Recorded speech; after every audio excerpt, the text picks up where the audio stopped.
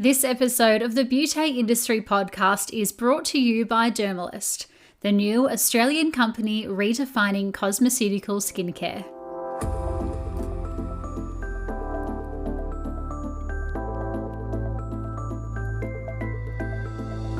Hello and welcome to the Beauty Industry podcast, your online support community for the professional beauty industry. I am your host, founding director of Beauty Industry, Tamara Reid. Here we are closing the competitive gap and speaking your language. This is a platform created and dedicated to the professional beauty industry, valuing community over competition. We serve to help connect you with inspiration from industry experts, expand your knowledge through educational pieces, and bring you the latest in product and technology innovation.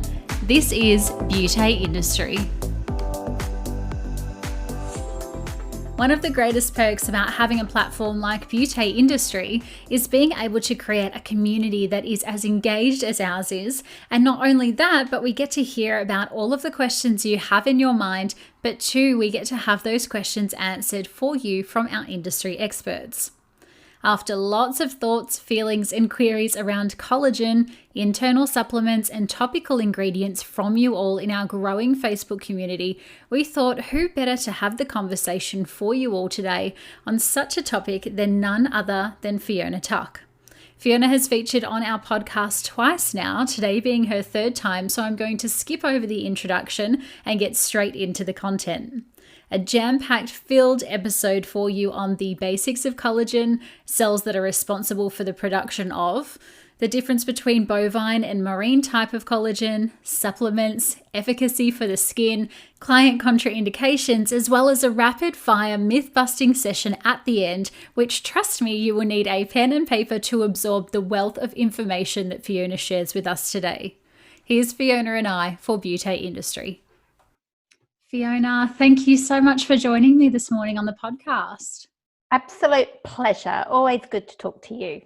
We are going to jump right into today's episode because we have lots of questions to ask and lots of answers to share in terms of information. So let's start with the basics. What is collagen?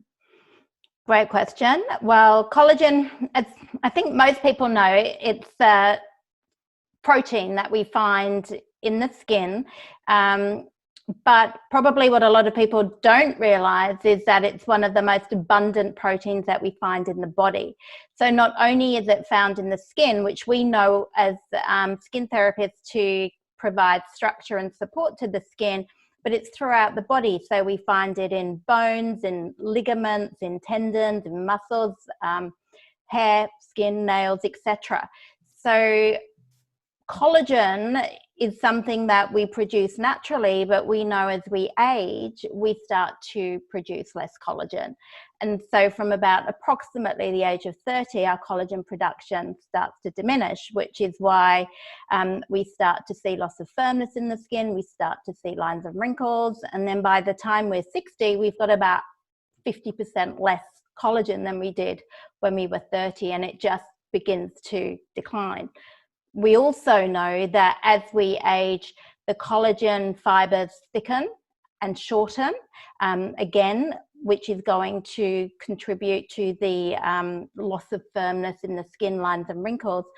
But also, interestingly, the ratio of collagen changes. So in the skin, in the dermis, we've got primarily type 1 collagen.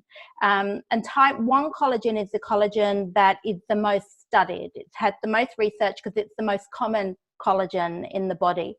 But it's also the main collagen in the skin. So about 80% of the collagen in the dermis is type 1 collagen. The remainder is mainly type 3 collagen.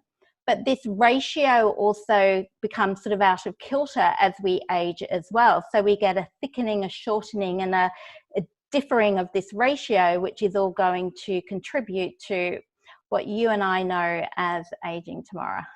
Yes, we don't love to age, do we? We try and prevent it as much as possible, but obviously it's inevitable there. So can you share with us which cells are responsible for the collagen to be produced in the first place? Absolutely. So collagen is produced by the fibroblast cell, which is found in the dermis. So when we're looking at, say, collagen, internal collagen, when we're taking collagen internally, and we'll talk a little bit more about that, I'm sure. Interestingly, what happens is with the little molecules that we call fibroblast-like growth factors. So as you know, we've got growth factors. There are certain growth factors called fibroblast-like growth factors that stimulate the fibroblast cell. And that's when basically the magic happens. That's when we start to get messaging to the DNA and the RNA and that whole transcription, translation process that then leads to what we call pro-collagen, or collagen being formed, like little chains of collagen. That then basically what we call pro-collagen, and then these subunits are then transported out of the cell and strung into longer chains. And eventually these chains sort of become that triple helix that we know of as collagen. But that whole process requires every single step of the way, from the translation to the hydroxylation to the enzyme reactions, it needs nutrients. So we do need to make sure that we are getting adequate nutrition via the diet in order for healthy collagen. And that's why some people will genetically have malfunction, if you like, in collagen production. So some people may have a genetic what we call a SNP, if you like, where they don't produce as much collagen or collagen as effectively. Right. Some people may overproduce collagen, and that's why we see things such as keloid scarring, or even conditions such as scleroderma, which affects the way that we produce collagen, and too much collagen. So we can produce too much. And if we're not getting enough nutrients, that's going to affect the quality of our collagen. So if we're vitamin C deficient, for instance, eventually we're going to see something like scurvy, which is where we see dilated capillaries and bleeding of the gums, etc., because we're not getting enough vitamin C, which is essential for healthy collagen. But as is things like iron. So if you are chronically deficient in iron, for instance, or anemic, that's also going to affect the quality of collagen. And that's why those people quite often have very flabby type skin. So it will affect, our nutrition will affect the quality of the collagen that's produced as well. Yeah, interesting. Okay, so when we're talking to our clients, always important to also refer back to their lifestyle as well, if they're wanting to age slower or kind of maintain the aging process. Absolutely. And even when you're doing things like collagen induction therapy, if somebody doesn't have the right nutrients in the diet, you know, if they're really nutrient deficient and they're eating what I call a junk food diet, or they're having a lot of alcohol, or they're smoking a lot, which we know smoking depletes vitamin C, their wound healing is going to be compromised. You know, if somebody is anemic or low in iron, their wound healing is going to be compromised. And so these are really important factors, not only for general healthy skin and collagen production, but also when we're performing in clinic those more advanced clinical treatments that are taking the skin into that wound healing process, then we need to make sure we've got those necessary nutrients, which is probably a whole other topic for another day. Absolutely. We could stem off on this conversation in lots of different directions today, but we'll stay on the collagen path. I want to ask you, you mentioned before that collagen slows down beyond the age of 30. Are we constantly producing collagen, or once we have this type 1 collagen, do we have to just try and maintain that as best we can? Good question.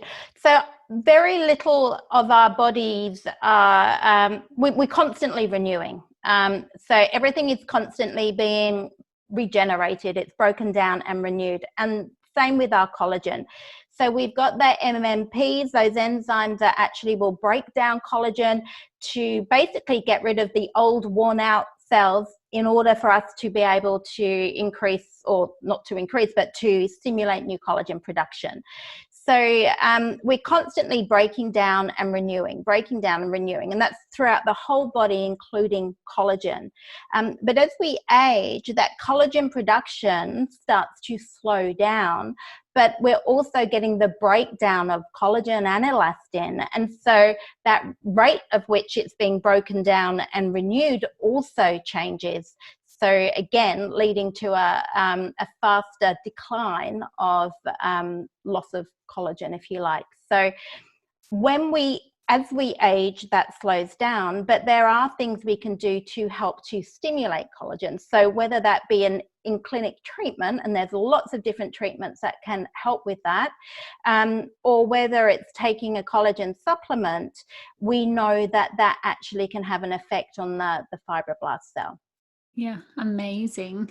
You mentioned before there's such, a succinct pathway to actually building collagen in the first place. And we now know that collagen can be derived. And there's two different ways. It's either bovine or marine collagen that is most typically talked about.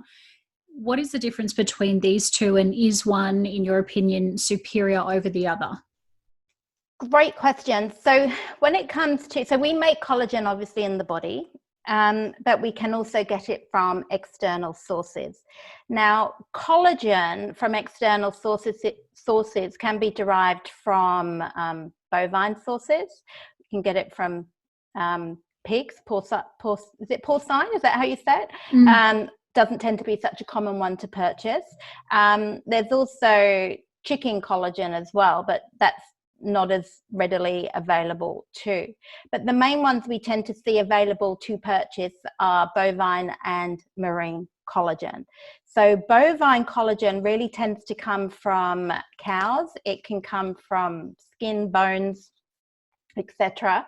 And the marine collagen comes from the skin of the fish or the scales. So what's interesting is that all collagen that you buy, for it to be effective in stimulating collagen in the body, it has to be hydrolyzed.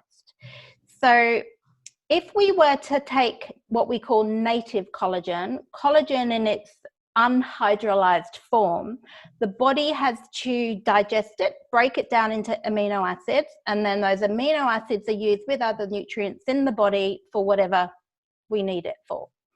And so when we eat collagen, and it's actually quite hard to get collagen in the diet, you can get it a little bit from eggs.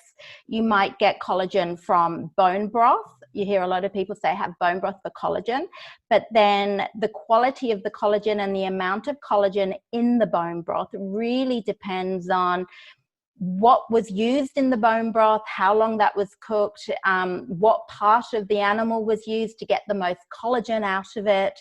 So there's lots of different factors. So it's, in a way, it's an unreliable source of collagen because it really depends on the quality of the bone broth. Also with bone broth, it's collagen that would be produced. So it's not hydrolyzed collagen, which means your body still has to break it down and digest it. Same with gelatin. So gelatin is a form of collagen that we can find in a lot of different foods. So we can buy gelatin and add it. That is partially hydrolyzed collagen. So you still have to break it down into an absorbable form to use it in the body. So it's not being sort of going straight to your collagen and adding to your collagen, if that makes sense. So I just wanted to clarify that.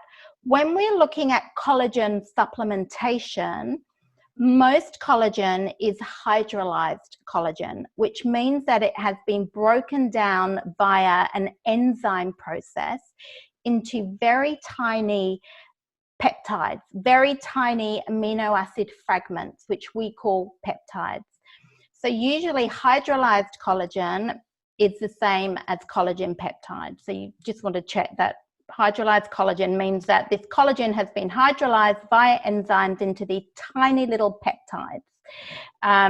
which are then able to be directly absorbed. We don't have to break them down. These peptides have been clinically shown via clinical studies that they can be absorbed via the intestinal mucosa, via what we call the transporter PEPT1, which basically via the small intestine, we're absorbing these peptides. They go straight into the bloodstream.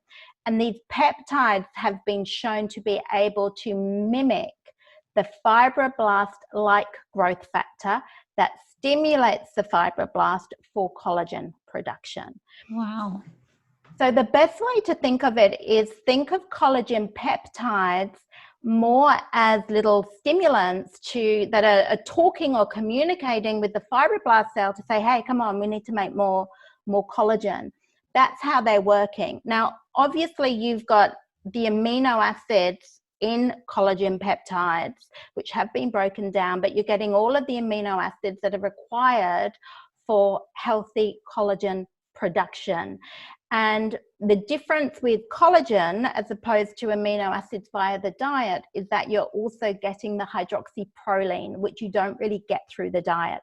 We manufacture, if you like, we make hydroxyproline in the body, but when we're getting it via collagen peptides, we're also getting the hydroxyproline ready-made, if you like.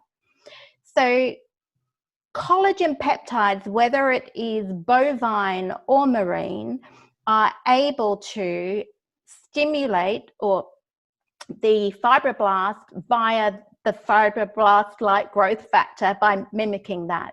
And that then signals this cascade response of producing new collagen. And obviously you've got the amino acids there to help with healthy, strong collagen. That is how collagen peptides work. And just to give you an example, these collagen peptides are basically broken down into these very, very tiny fragments, which are way, way, way, way smaller than native collagen, which is why it's the collagen peptides now that we're getting really excited about when we're looking at the skin. Because we are stimulating the fibroblast cell, the collagen peptides have been shown to be able to stimulate collagen production, hyaluronic acid production, and elastin production. Also, with collagen peptides, not only are they able to stimulate the fibroblast cell, but what they're also doing is inhibiting the MMPs, which are the enzymes that break down collagen. So as we were saying earlier, we get the breakdown of collagen and it's not being stimulated as much as we get older. In a way, what collagen peptides are doing are they're helping to signal to the fibroblast cell to stimulate collagen, plus they're helping to slow down the breakdown of collagen. So we're sort of getting that balance back. Also being shown then to help where we're getting that breakdown of collagen, we're also actually helping to inhibit that, if you like. So we're going to see an improvement in collagen. When it comes to the bovine and the marine collagen, and there's a lot of different clinical studies out there, and I really do urge people to look at them rather than just listen to what a BDM or a manufacturer is saying. You know, really do your research, and trust me, I've done months of research on this. The gold standard when we're looking at improvement in skin by far is marine collagen. And that's because marine collagen has been shown to have, it's seemingly to be superior bioavailability because we're getting better results with the marine collagen. And it's thought that it may be superior bioavailability. But the results with marine collagen are improved hydration in the skin and improved skin elasticity, which we all want, right? So in my opinion, and from what the studies are saying, marine collagen is the gold standard if it is skin that you are particularly concerned about. There seems to be better results. But if you're taking a bovine collagen, you're still going to get results in the skin. Both bovine collagen and marine collagen stimulate type 1 collagen and type 2 collagen. So there's a little bit of a misleading marketing out there. I don't know if you've seen some companies say you need type 1, you need type 3, you need type 2, you need all these different types of collagen. If you think what collagen's made up of, if you like, all collagen, whether it's type 1, 2, 3, whatever, is made up of the basics, really, the triple helix, the amino acids, and it will vary slightly in the molecular structure depending on different minerals that are using, you know, for cartilage, for it would be more mineralized, for bone it would be more mineralized, etc. But bovine and marine stimulate both type 1 and type 3. So far, I have come across no clinical studies on any collagen that can stimulate cartilage, which is more the type 2 collagen. So even though you'll see some manufacturers saying, oh, well, you need to have bone broth or you need type 2 collagen for joints, no collagen yet has been shown to stimulate type 2 collagen. We know it's type 1 and type 3. But we are also increasing hyaluronic acid, which is going to be lubricating the joints. So really, marine and bovine are both going to be beneficial for joint health. If you want to try type 2, which is more from chicken collagen, by all means, try it. But when it comes to bovine collagen, why it tends to be popular is because it's the cheapest collagen to manufacture. It's very cheap and it's very available. So with that, unfortunately, will come a lot of very fancy marketing to then put a spin on why people should have it. Or some companies will add bovine to marine collagen to cheapen the marine collagen product, because marine collagen is more expensive. Out of all the collagens, marine collagen is the most expensive. So you don't always know what you're getting.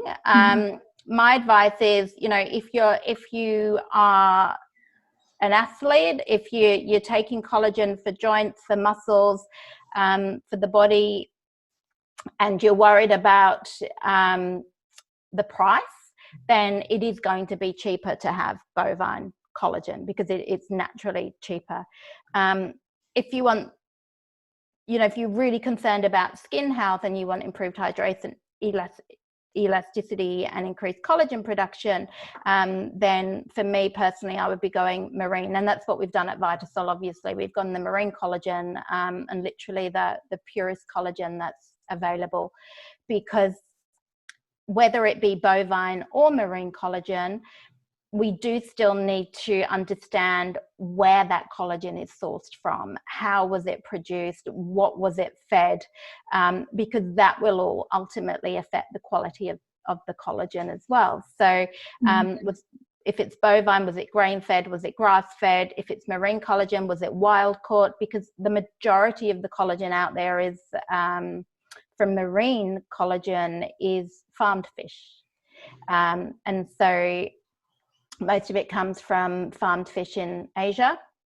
And, you know, what are the standards like? Do we know what that fish is being fed? That's all things that, you know, people need to do their research on if that's what they're concerned about.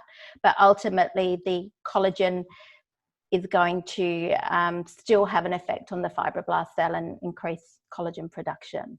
Yeah, well, that was one of the questions that I wanted to ask you, because obviously there are lots of different fish. Even my husband and I were talking about, you can get whiting up here in Queensland, but the whiting in Victoria to eat is so much better. And he's a fisherman, and I was asking him, you know, what's the difference? How is that possible? It's the same fish. And he was saying, you know, it's the farming, it's the ocean, it's the cities, it's the population, all of these different things. That if you just look at that whiting, well, then that whiting, though it's the same species, might have a very different collagen structure. Yeah. And also, depending on what species of fish we'll use will depend on, interestingly, like if they're using the scales, are they big scales, are they hard scales? That will determine the quality of the fish. How also, what species are used will determine how the collagen is extracted as Right. well. So, for instance, with the Vita-sol collagen, we only use wild caught fish. It's the purest collagen available, and we will only use cod, which is the skin and the scales, but the scales are soft. So it's very high quality, but you don't then need to use very harsh chemicals to extract the collagen, because then you're going to get the chemical residue into the collagen. So they're all things people need to think about. Were antibiotics used in the farming process of whether it was fish or whether it was bovine? There were concerns with bovine collagen with, viruses and mad cow disease, which, to be honest, I think are not really valid. I think that's a little bit of scaremongering, because most bovine collagen isn't going to be coming from the UK. And, I think that's a little bit of scaremongering. So there's a lot of information out there online, and there's a lot of scaremongering, and there's a lot of rubbish out there as well. There's a lot of fancy marketing to make people think they're getting something that they're not. A lot of the time I see in beauty even companies adding fillers to the collagen. So if it's something like marine collagen, which is very expensive, they'll add filler to the marine collagen, so you're thinking you're getting more product than you're actually getting. And that filler might be something like maltodextrin, which is a white powder commonly used in a lot of food, but it's going to make that white powder go a lot further, which for me, I that's just something that raises a red flag. And obviously maltodextrin, we know, may have detrimental effects when it comes to gut health. So you've really got to read your labels and do your research when you're choosing a good collagen product. After the break, Fiona shares for us the difference in retail price for collagen supplements, the efficacy of topical collagen, as well as answering the myth-busting questions you all submitted into our Facebook community. But first, a word from today's beauty partner. Community, what if I were to tell you that you could get incredible results for all client skin concerns in just 3 steps and 28 days? Well, if you, like many, are using this time to evaluate your business and are looking for a skincare range that offers better results, better client compliance, and an uncompromising approach to quality and ethics, then you should contact Dermalist Accounts team today to receive a complimentary 3-step trial kit just by phoning or texting 0411 807 665. Emailing sales@dermalist.com, or private message them on their Instagram @dermalist. Science conscious beauty. Trust me, you won't look back. Head to www.dermalist.com to find out more. Thank you so much to the team at Dermalist for making this episode possible. And now back to Fiona. And it is difficult because, as you said, the marketing, the type of collagen, the extraction process, the filling up of the product, all this differs in the price. So very, very difficult for us to know when we're stocking a brand, but even more difficult for a consumer to know what's the difference between a collagen you find in a supermarket that says collagen and our collagen. How is there such a different price with regards to a really, really affordable collagen or something that we're trying to professionally prescribe? And I mean, I could talk on this for hours, because it also comes down, it's the same with professional skincare as well. It's exactly the same thing. And interestingly, it was just in the paper yesterday how Coles and Woolworths are introducing collagen products, and they're becoming some of their top selling products. Wow. Yeah. Collagen for the skin, coffee creamers and collagen, they're really growing in popularity. So it's definitely a product that the general consumer is wanting to take, and people are really noticing a difference in their skin. And I guess it comes down to, some people are really pedantic about ingredients and about quality and wanting to know what they're putting into their bodies and where those ingredients are coming from. And other people maybe not so. They just want something that is going to work, and they don't really care about the chemicals. And so that's one thing. But when it comes down to price, it's hard, because you could have, say, a really cheap collagen. You could put it in a fancy packaging and charge a lot of money, And really the consumer would be none the wiser, because you've given a nice little fancy marketing term to it as well. And unfortunately that does happen, whether that's in a supermarket product or in a professional product. Just because it's a professional product doesn't necessarily mean it's a higher quality product. And I'm being quite honest, because I've worked in manufacturing and I've seen what goes into products and ingredients. So you can't always tell by the price, because it depends what's in that product, the ingredients, it depends on the packaging. But quite often, as I said, you could have an expensive product. As I said, our marine collagen is the most expensive in the world, but we just haven't put a massive markup on, because we wanted, or had to, compete with the other cheaper collagens that are out there. We didn't want to price it so high that people weren't going to purchase it. So ours is at a competitive price point of $69, but then you can still buy it for a cheaper collagen, and particularly the bovine, in the supermarket for $30. But marine collagen, most marine collagens will come in around about the same price point. It really, with bovine, you can go a lot lower, because it's a lot cheaper. It's basically a byproduct of the manufacturing process, and it's a lot more available. So that's why the bovine collagen tends to be cheaper. But if you're getting a bovine collagen with a high price point, then I would say, well, look at the ingredients. Is it pasteurized? Is it grass-fed? If it's not, then why has it got the high price point? Are there other ingredients in there that they've added that may be contributing to a higher price point? Or are there cheaper ingredients they've added to get more for their money, but still, make you think, you're getting more? So there's a lot that you've got to look at. Is the packaging expensive? Is there $5? Some packaging can be $5, which are adding on to the cost price or the manufacturing price. So all of that really does need to be taken into consideration. And really it comes down to what is in that product and where was that product sourced from. Is it farmed? Is it grass-fed? Is it wild caught? They would be the things that I'd be looking at to give me an indication of where the price point would be at. Yes, because though we know marketing and packaging and branding and influencer marketing, particularly these days, does influence our clients, it also influences us and the brands that we stock. So I think there's some great questions to pose to potential brand partners that you could be entering into your space, but also have the answers to those questions, because I'm sure there's a lot of clients who are very savvy these days coming into our space asking these questions, particularly around, I'm vegan, can I have this type of collagen? And if you don't know that answer, well, then it's a little bit tricky. I want to know, are there any specific foods that, rather than supplementation, we can just be increasing in our eating habits that are higher in collagen? Yeah. So when it comes to food, I think we're thinking about food. Remember that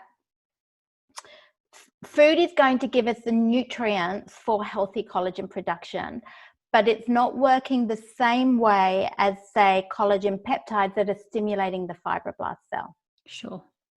So my view is, if we can have the collagen peptides with the healthy food, that's when you're really going to be getting incredible results, because we're sort of knocking on the door to say, hey, fibroblasts, come on, we're making more collagen, but we're also making sure that the cells have got the right nutrients for healthy collagen production.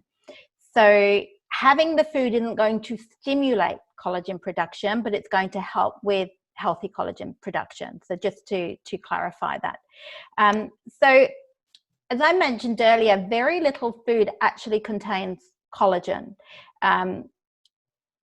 So we need to get a variety of different nutrients to produce collagen in the body. And also collagen from food isn't absorbed the same as collagen peptides, so it works differently in the body. But when we're looking at foods to eat for healthy collagen production, we're really looking at the foods that are going to be supporting amino acids. So we need amino acids, which are like a protein, if you like, for healthy collagen. And so we're looking at all our protein type foods. So that would be things such as chicken, fish, lean meats if you eat meat. You'd also be looking at legumes. So if somebody is vegetarian, then they'd be looking at legumes such as lentils and chickpeas, because you're going to be getting your amino acids in there. So that's really important. So some amino acids are what we call essential, which means we have to get them from the diet. So if you're not getting enough protein in the diet, then you're not going to be getting enough of these essential amino acids. So getting a variety of these different foods is important from good quality protein sources. So just think of nuts, seeds, legumes, fish, eggs, lean meats. So you're going to get your amino acids. But then we need all the other nutrients for all of the enzyme reactions and the protein transcription to occur. So we need nutrients such as magnesium. We need zinc. This is all required for healthy collagen production. And you're going to get that in things such as seeds. Pumpkin seeds are a great source of zinc. You're going to get magnesium from all of your fruits and your vegetables and whole grains can have zinc in them as well. And this is why I always say it's important that we don't tell our clients to cut out specific food groups unless you are a nutritionist and unless you know where they're going to get those nutrients from, because we need them for healthy skin. So we also need vitamin C, which is really important for collagen production. And vitamin C is what we call a cofactor in the hydroxylation process. So we can't manufacture healthy collagen without vitamin C. And unfortunately, if we're not getting enough vitamin C in the diet, then that will ultimately long-term affect collagen production. And it's the skin that it tends to show in first. So vitamin C we can very easily get in the diet. It's very easy to get our daily RDI of vitamin C. You're going to get that from fruits and vegetables, particularly things such as berries and citrus, cauliflower, Brussels sprouts. It's in an abundance of fruits and vegetables. So as long as we're eating those healthy foods, we're going to be getting the vitamin C. And as I mentioned earlier, we also need iron, and iron is also an essential cofactor for this hydroxylation process, which is why if we're low in iron, we can sometimes get sort of flabby skin. People have got softer, flabbier skin, and I'm one of them because I'm always prone to low iron. So when we're looking at making sure we're getting enough iron, then for some people it will be red meat, but we need to make sure we're not having too much red meat, because that can be detrimental as well. But things like spinach and legumes can also be a good source of iron, beetroot, even poultry. So making sure that we are getting iron in the diet is important. And I mentioned earlier, things like zinc and magnesium are also really important. And copper as well. We do need copper for collagen production too. So not too much copper. Most of us tend to be getting enough copper in the diet. And if you're eating chocolate, you're probably getting your copper. And legumes and things like that, we're getting the copper. So really it's a healthy diet. We're getting fruits, vegetables, nuts, seeds, whole grains, proteins, which you can get from nuts and seeds and eggs and fish, lean meats. You're going to be getting those nutrients that are important for collagen production. So having that with collagen peptides, in my opinion, that's when you're really going to be getting that really good quality collagen produced. Yeah, perfect. Now, with regards to the supplementation, is there such thing as too much collagen? Yeah, because obviously you mentioned before keloid scarring is obviously that overproduction of collagen, but with regards to taking it internally, can you pretty much overdose on internal collagen? Yeah, good question. The body's pretty smart, and the body's pretty clever. It will take what it needs. So it's not a case of if you take too much collagen, you're going to start to get keloid scarring or something like that. Sure. That's not how the body works. It will use those amino acids up elsewhere where it needs them, and if not, we get rid of them. So the body's pretty amazing. But you can definitely take too much, in the fact that if you take too much and your body doesn't need it, then in a way you're wasting it. And as a guide, most collagen manufacturers will recommend between about 4 grams to 15 grams of collagen per day. And that may vary on the collagen that you're actually taking. It may vary on, some people may need more. So if you're older and you're sort of wanting to have a bit more of an impact and a stimulation, you may double the dose to start with. Or if you are going through a period of intense wound healing, you may need to double the dose to start with. So it may vary in each individual, but if somebody is young, they may need a lower dose of collagen. Any more than that, really, you're wasting it. And so any more than sort of 15 grams a day, unless you've got a significant reason to do that, such as, you're really focusing on wound healing after sort of a trauma, then there's no need to take any more. So it's not a case of let's just, take triple the dose and go for it. I'd say anything between about 4 grams to 15 grams, depending on the manufacturer and what they're recommending. Yeah, sure. Okay, that's really interesting. I want to flick over to external collagen because this is a big question in our Facebook community. Topical collagen, is it effective in our skincare that we're prescribing? And if so, is there any hard evidence? There's no hard evidence that I'm really aware of. When it comes to topical collagen, there's going to be an improvement in the skin. And what I mean by an improvement, you're going to see increased hydration for sure.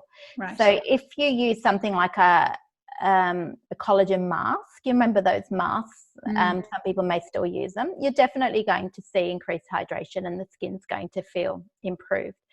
When we're looking at the collagen molecule, the structure of collagen, the molecule is actually too large to penetrate the skin.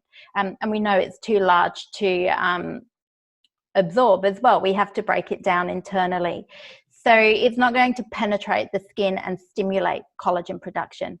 Saying that though, if you're using collagen peptides and that collagen has been hydrolyzed into very small peptides, we know that peptides in skincare may have an effect on stimulating the fibroblast cell.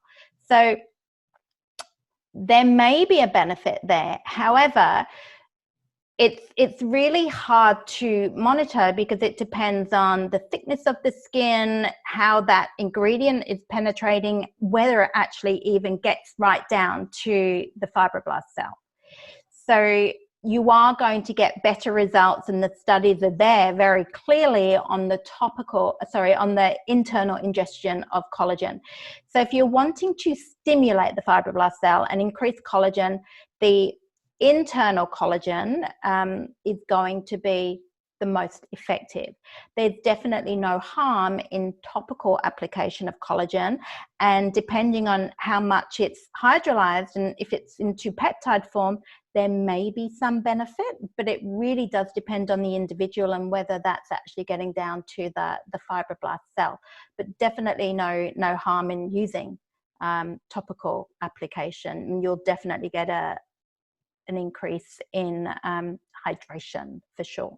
And a lot of our clients come in with the concern of collagen depletion or the effects of aging or early onset aging is generally because they're dehydrated anyway. So if we plump up and hydrate the skin, though while it may or may not be able to flick on that fibroblast stimulation, it's still going to have the appearance of a more plump skin due to the hydration. Absolutely. And then if we then combine that with topical treatments, and I always believe, if we use topical skincare, clinical professional treatments with good nutrition internally, that's when the magic happens and you really get incredible results on the skin. And there's some amazing treatments out there now to help with stimulating collagen in the skin. So when we combine those two, we can get some really good results. It just depends on really that individual client and what treatment would be the most suitable for them, and is the skin in a suitable condition to be able to go through, say, the wound healing process and to take it through that process. Is it getting enough nutrition? So nutrition and topical, in my opinion, are so closely intertwined to be able to get the right results, because I've seen really devastating results with topical treatments where maybe the therapist has gone too hard, because a few years ago it used to all be about creating trauma on the skin to create wound healing. But if you don't have the support there in the skin for that, you're going to create more damage because of the inflammation, etc. So it is important that we really do analyze the skin correctly, do a really thorough, proper consultation to know if that person is going to be suitable for more of an intense treatment. Yeah, absolutely. So 3 things to keep front of mind when prescribing to your clients would be topical, internal products, and then treatment. So it's like that 3-pronged kind of multi approach.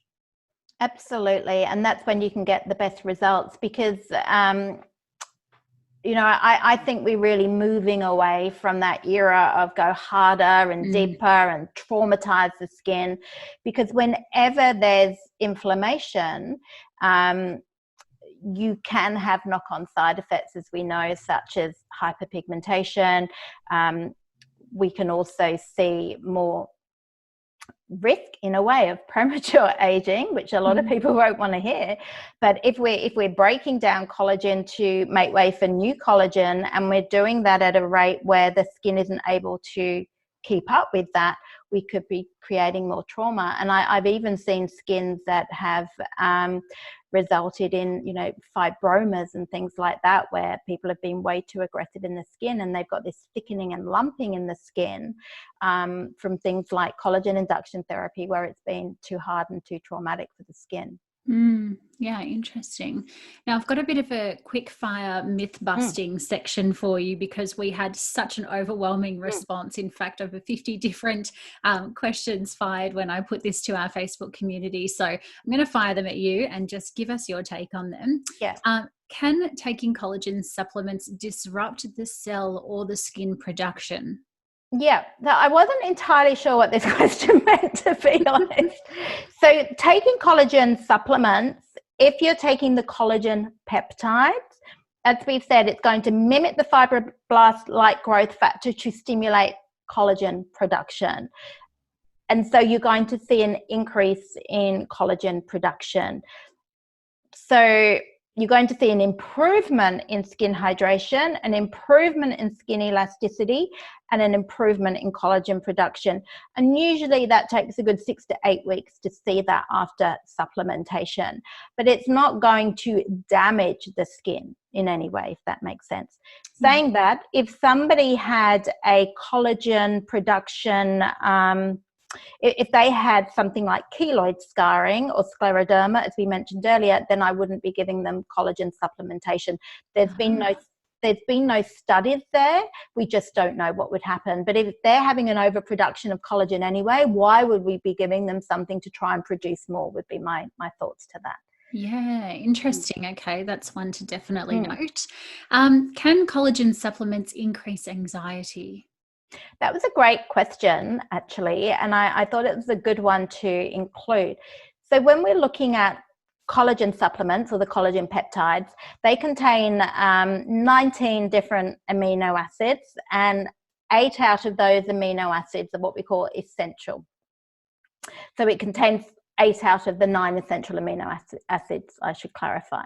Now, collagen supplements will not give you anxiety. So that's important to understand. However, if you are somebody that suffers from anxiety and you have a tendency towards anxiety, then there is a possibility that taking collagen could exacerbate that. And the reason for that being is collagen supplements or collagen peptides whilst it's got 19 different amino acids in there, it is very low on the amino acid that we call tryptophan. So there's not much tryptophan, it's negligible. So tryptophan is an amino acid that we need to help us to produce niacin, which is B3 as we know it, but also serotonin. And we need serotonin to keep us happy and relaxed and calm. So if you are somebody that is naturally low in serotonin, then you need to make sure, if you're taking a collagen supplement, that you're getting enough tryptophan, because you need to make sure you're getting that in your diet, because otherwise it could exacerbate the tryptophan deficiency. So it's not going to make you deficient in tryptophan. You just need to make sure it just doesn't have it really in there. So you need to make sure you're getting that in your diet. So tryptophan foods would be things like bananas, turkey, chicken, oats, legumes, those sorts of foods that are also very good for collagen production. Just make sure you're getting enough of that. Also, make sure you're getting enough carbohydrates in your diet, because we need carbohydrates to transport tryptophan. And that's why, you know, when sometimes people are on really high protein, low carb diets, they get a bit sort of what I call neurotic and a bit on edge. And I sort of say, you know, go and eat some carbs and you'll be a lot happier. So I'm not talking about sort of the white refined carbohydrates. I'm talking about the whole grains and the fruits and the vegetables and the healthy carbs. But you need to make sure you're having those and the tryptophan foods if you're taking collagen and you're prone to anxiety. It's a bit like if you're prone to anxiety and you're drinking a lot of coffee, it's going to potentially sort of highlight everything. Yeah, sure. How interesting. Okay, so it's not going to cause the anxiety, but it can definitely influence the situation. Yes. Okay. And then to sort of counteract that, just make sure you're having enough tryptophan from other sources, for sure. Yes, lots of bananas.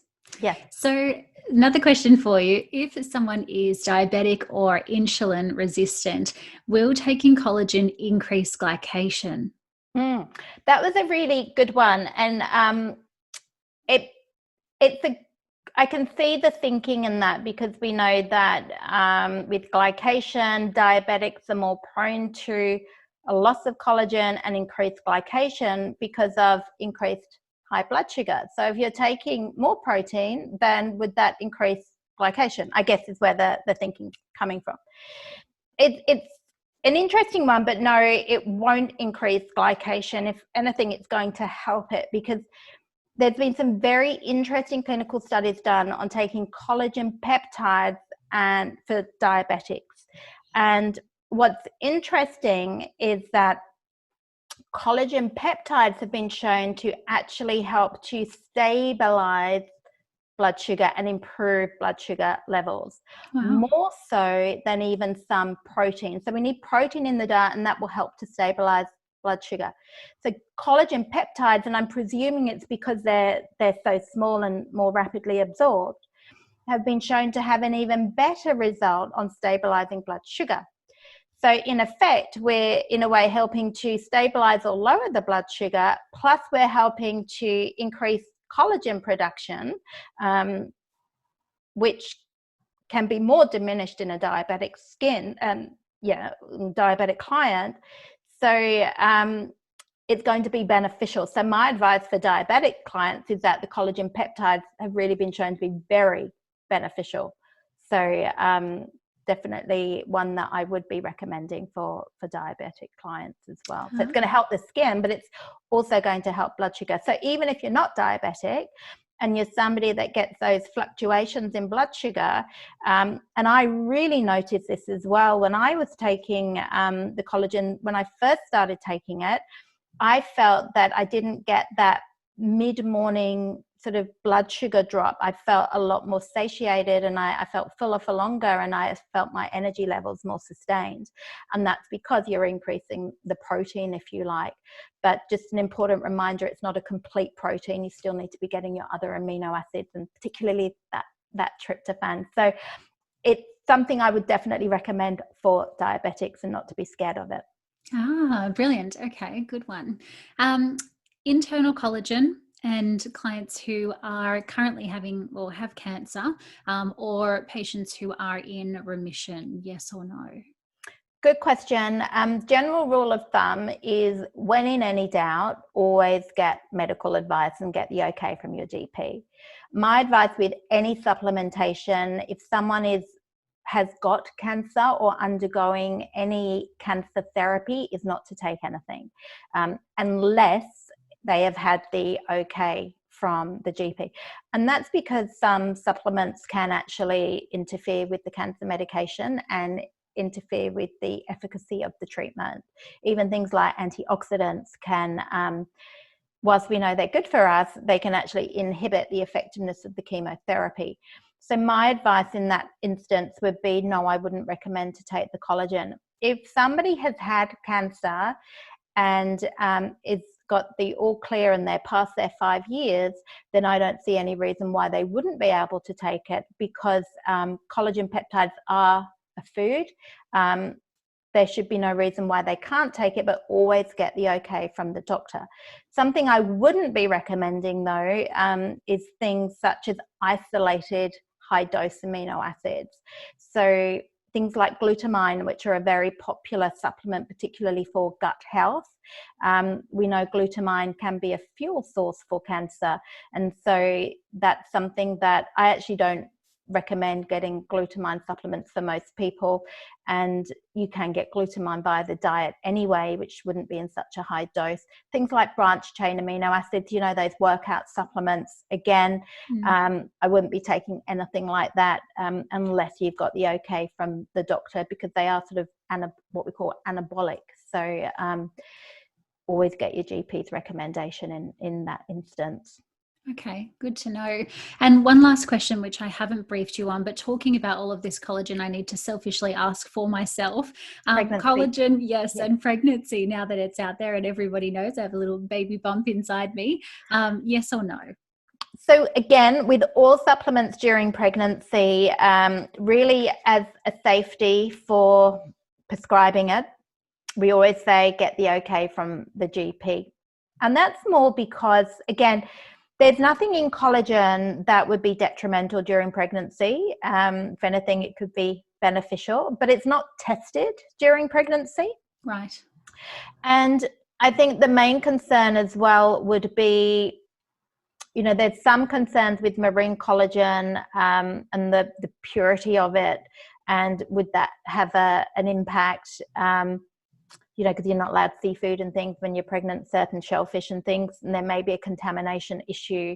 I know with the Vita-sol collagen, you know, it literally is the purest one available, but we always say get the GP's permission, because the main concern during pregnancy is if you haven't taken a supplement before and then you start taking it during pregnancy and you were to have, God forbid, an allergic reaction or some kind of adverse response, we just want to avoid that. We don't want to then have to give you, I don't know, whether it be steroids or antibiotics or any other medication. You know, we want to avoid all that. So most often, especially when it comes to sort of something like collagen, it should be safe, but always err on the side of caution. And if you've never taken it before, we don't know what your response is going to be. Very unlikely that you would have an allergy to it, but just in case, I would say not during pregnancy.